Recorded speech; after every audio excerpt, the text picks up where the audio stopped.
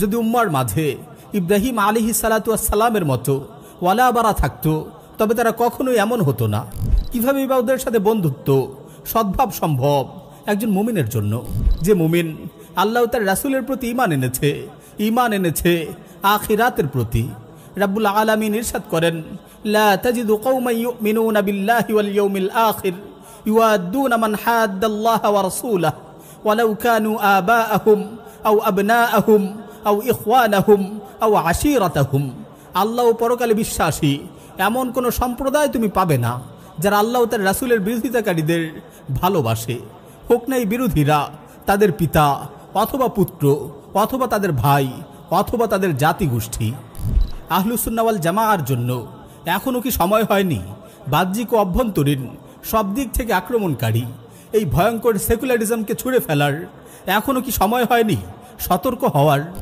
এখনও কি সময় হয়নি নিজের আকীদা অস্তিত্বের হেফাজতের জন্য এসব মতবাদের বিরুদ্ধে লড়াই করার?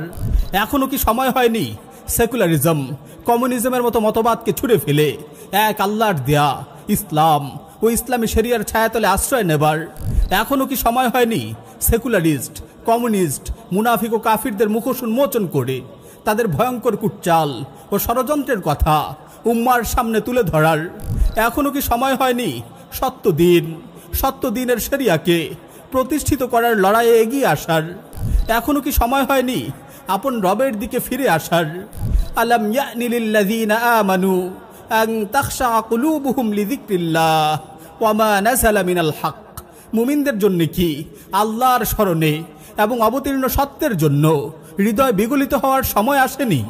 আল্লাহর কাছে আমরা হেদায়েত ও আলোর প্রার্থনা করি। একমাত্র তারই কাছে আমরা তৌফিক ও অটল অবিচল থাকার সৌভাগ্য কামনা করি, আর তিনি সকল কিছু করতে সক্ষম। ওয়া আখিরু দাওয়ানা আনিল হামদুলিল্লাহি রাব্বিল আলামিন।